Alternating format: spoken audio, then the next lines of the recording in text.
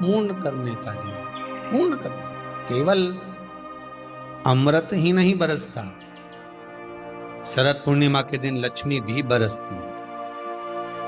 माता पार्वती जी ने संपूर्ण ब्रह्मांड में एक सिद्धता प्रदान कर दी कि अपने गोदी के लाल को, अपने गोदी के पुत्र को माता ने लक्ष्मी की गोद में देकर लक्ष्मी को पूर्ण बना दिया। वो दिन कौन सा था? यही शरद पूर्णिमा का दिन था, यही शरद पूर्णिमा का दिन था।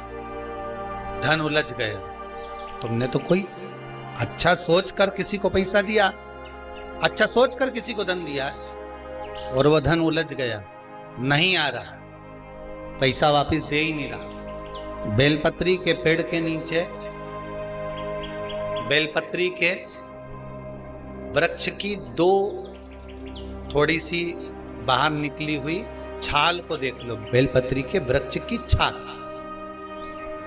उस छाल पर कच्चा जो सूत होता है, धागा होता है ना, कच्चा धागा, सफेद कच्चा सूत, उस धागे को बेलपत्री की छाल पर 7 बार घुमा लो। चारों तरफ मत घुमाना, नहीं तो चारों तरफ धागा लेके घूम जाओ। बेलपत्री का जो वृक्ष होता है, उस वृक्ष की छाल पर 7 बार घुमा लीजिए। ये केवल शरद पूर्णिमा का ही उपाय है, इसके बाद नहीं करना है इसमें, केवल एक ही दिन होगा। बेलपत्री की छाल पर उसको घुमा लीजिए 7 बार घुमाकर, जब वो जनेऊ की तरह हो जाएगा ना, उसको उतार लीजिए। बेलपत्री के वृक्ष के नीचे घी का दिया लगाइए, हाथ में उसको रख लीजिए। जिस व्यक्ति को तुमने धन दिया और वो उलझ गया, नहीं दे रहा, पैसा पहुंचा नहीं रहा है, उस छाल पर जो धागा आपने लपेटा है, श्री शिवाय नमस्तुभ्यम का स्मरण कर कर बेलपत्री के पेड़ के नीचे कुंदकेश्वर महादेव का नाम लेकर उस धागे को शंकर भगवान को छुआकर महाराज माता पार्वती के चरणों में ले जाकर छोड़ दीजिए। अब विनती कर कर छोड़ दो और निवेदन कर दो, माँ मेरी इतना धन है, इतना पैसा है, विश्वास कर कर मैंने उसको दिया था, वो नहीं दे रहा, माँ से निवेदन कर। फिर कहेंगे संसार वालों के सामने जाकर रोगे तो दुनिया के लोग हंसी उड़ाएंगे। आप किसी से कह दो मेरा 5 लाख रुपए वो लेकर भाग गया, दिया काय को, हमसे पूछा था, हमने कहा था। दुनिया के लोगों के सामने जाकर कहोगे तो हंसी उड़ाएंगे, अच्छा है लेकर भाग गया, अच्छा है डूब गया। हमें किसी के सामने नहीं रोना। द्रौपदी के 5 पुत्र जब मारे गए तो द्रौपदी किसी के सामने जाकर नहीं रोई। द्रौपदी अगर रोई तो परमात्मा के चरणों में जाकर रोई। उत्तरा का गर्भ जला, ब्रह्मास्त्र छोड़ा गया, उत्तरा कहीं जाकर नहीं रोई, सीधे भगवान के चरणों में जाकर। भगवान ने पूछा हुआ क्या? उत्तरा कहती मेरा गर्भ जल रहा है, ब्रह्मास्त्र आ रहा है। अगर संसार वालों के कहने में पड़ी रहती तो उत्तरा का गर्भ भी नष्ट हो जाता, पर भगवान के चरणों में चली गई। भगवान ने अंगुष्ठाकृति धारण करी, गर्भ में जाकर परिक्रमा करी, उत्तरा के गर्भ में पहुंच गए। जो बालक प्रविष्ट हुआ परीक्षित हुआ, आते सी जन्म लेते सी जिसने परीक्षा करी वो परीक्षित हो गया। श्रीमद् भागवत में लिखा है, संसार वालों के आगे जाकर रोगे तो दुनिया के लोग हंसी उड़ाएंगे, पर परमात्मा के आगे जाकर कहोगे, परमात्मा हंसी नहीं उड़ाता, परमात्मा उस कार्य को सिद्ध करता। उसके सामने जाकर बोलो तो, तुम बोलो ही नहीं और परमात्मा के सम्मुख में और कहो कि मैंने तो सबके कह दिया, सबसे फोर्स लगा दिया, सबसे सोर्स लगवा दिया, ये करवा दिया। परमात्मा से जाकर निवेदन करो कि मेरा धन उलझा है, मेरा धन मैंने विश्वास रखकर करा था, दे दिया था, माँ अब आपको देना है, भगवान शिव की कृपा से वो पहुंचा आएगा। एक पूर्णिमा पर करके देखने में क्या जा रहा है। शरद पूर्णिमा पर किसी भी समय पर कभी भी करो, उलझा हुआ धन मां सुलझा दे, मां पिस लाई। में आपने कई बार किताब पढ़ी होगी पूर्णिमा की, या आपने व्रत किया होगा, या पूर्णिमा का व्रत आप धारण करे होगे, तो उसमें पूजन कौन से भगवान की होती? पूर्णिमा के व्रत में किस भगवान की पूजन होती है? तो कहा पूर्णिमा के व्रत में केले के खंभ लगाकर पूर्णिमा का जो अध्यापन होता है, पूर्णिमा की जो पूजन होती है, उस पूजन में शंकर और पार्वती की पूजन की, शिव और नारायण की पूजन करी जाती, शंकर और पार्वती का स्मरण किया जाता। किसकी पूजन होती है? शिव पार्वती। क्यों शंकर और पार्वती का पूजन क्यों करा जाता है पूर्णिमा के व्रत में?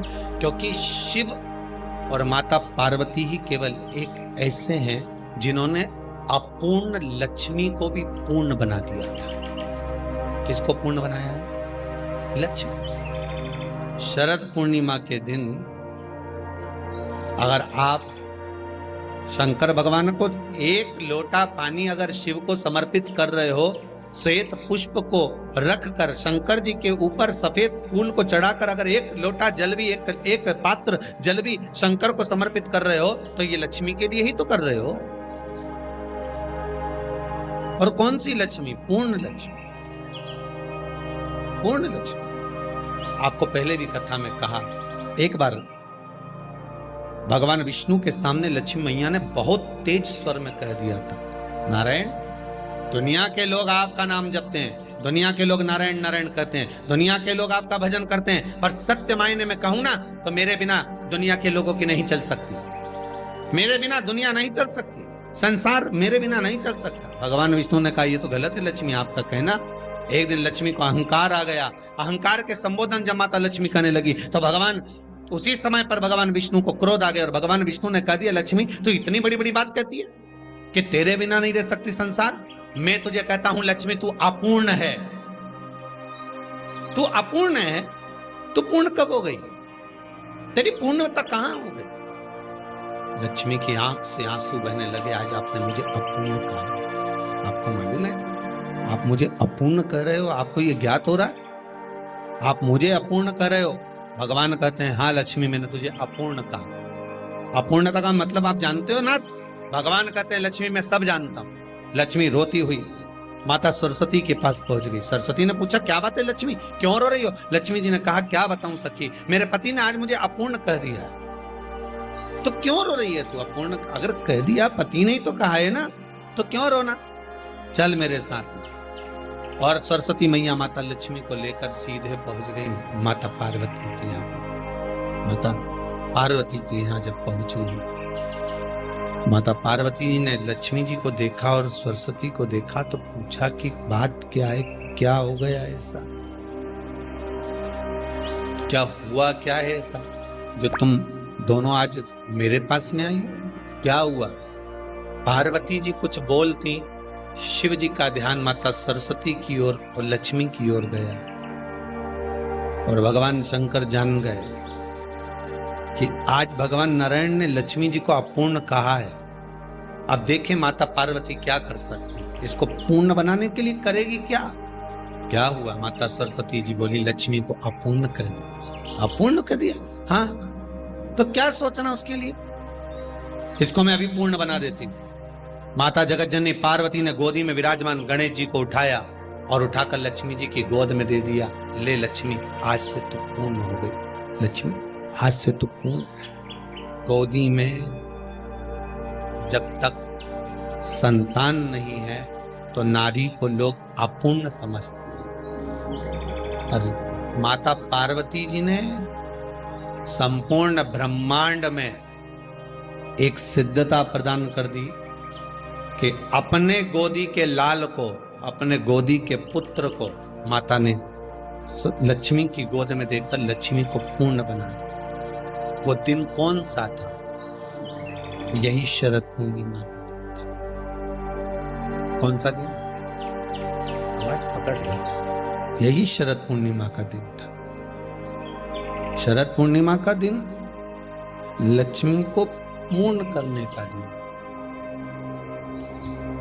पूर्ण करने। केवल अमृत ही नहीं बरसता, शरद पूर्णिमा के दिन लक्ष्मी भी बरसती। कितना सुंदर बात है, जरा ध्यान दीजिएगा। अगर आप थोड़ा सा पूजन में चावल भूल गए तो आपके मन में आ जाता है कि मैंने चावल नहीं चढ़ाया। बोला आता है कि नहीं आता?